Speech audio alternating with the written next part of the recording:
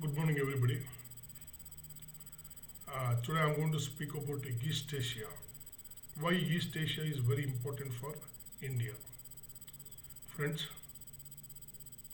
today if you take India's export and import, if you go to that, nearly 120 or 130 billion dollars of export and import happens with China, Korea, Japan, and Taiwan. These four countries, we are doing more than 120 billion dollar business. How much we export for them? Less than 20 to 30 billion dollars. Approximately less than 30 billion dollars. Even less than that. How much we import from them? China, 50 billion dollars. South Korea, more than 12, 13 billion dollars. Japan also more than 10, 12 billion dollars. Or it can be, a figure can be little bit up and here. And Taiwan also, it's a big amount. The question now is, Europe, the 19th century Europe or the 20th century Europe is different of 21st century of Asia. 5G technology, 4G technology, 6G, the future 6G technology, IoT, Internet of Things, innovations and discoveries, it's happening in East Asia.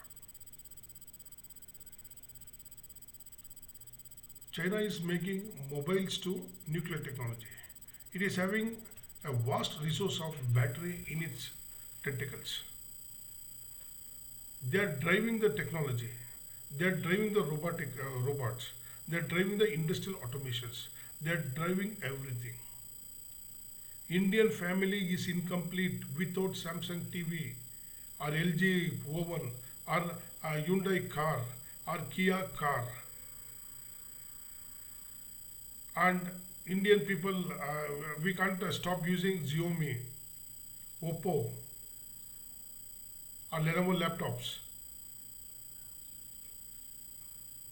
Or who can forget Sony, Panasonic? So now the question is, yes, India makes, yes, Prime Minister Narendra Modi sir, Make in India, Made in India, Swachh Bharat, or Atmanirbhar Bharat. We are doing so many things to develop India's manufacturing sectors. But East Asia is dominating it. See, I wrote an article very long time back.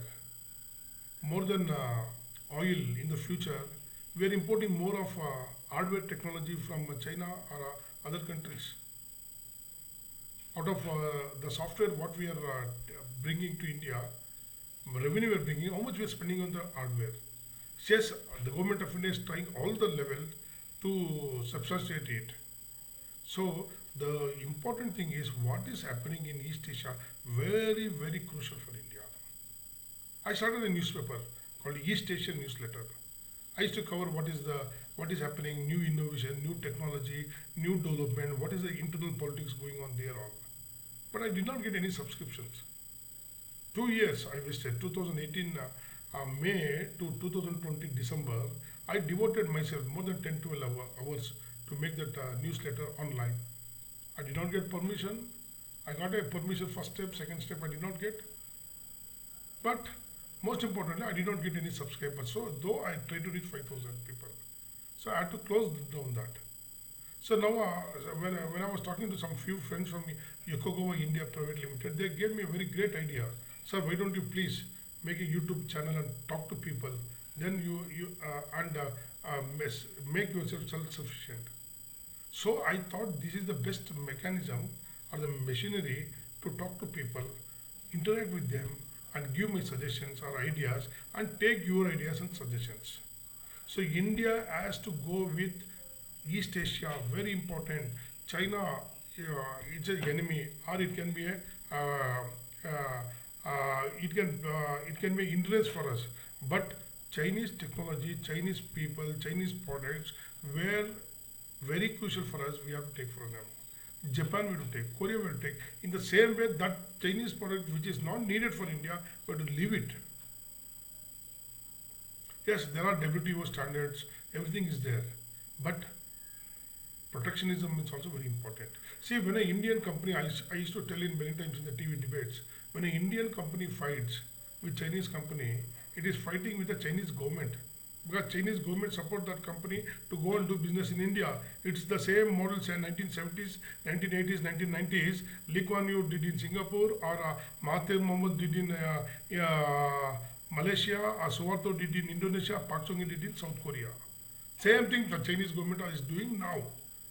That how to overcome that formula, and how India, see, the problem is India is always the challenge of internal and external dynamics. Internally, everybody questions any policy of India. We go to do something, they try to trouble us. There's some protest happens. They sit in the highways. They will not go and sit in a designated area. They arm the economy. I respect farmers, but please go and sit in the designated area and you please express your regards, your issues.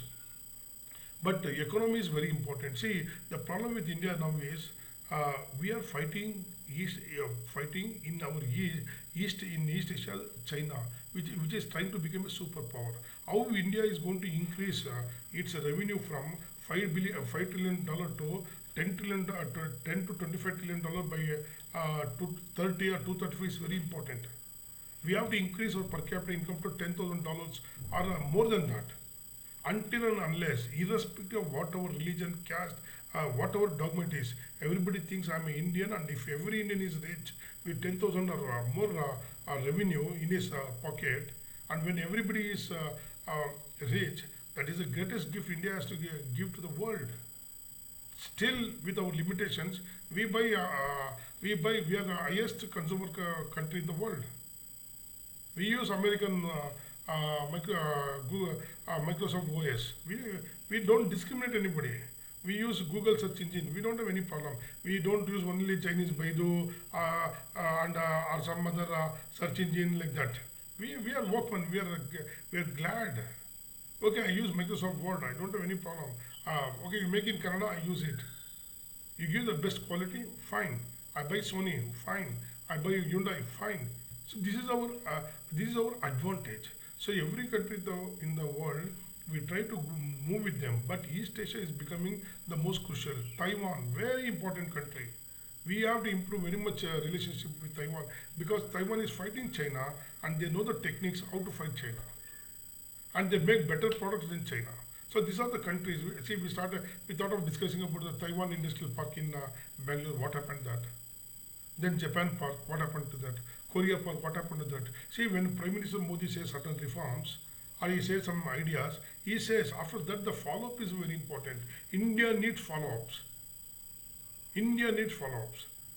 So when we follow up everything and we go on back of that, and if something is established there, technology comes here, employment is generated, things can revolutionize. And why Japan, Korea, China, Taiwan is very important is they are having the best technology, they are having money, they are having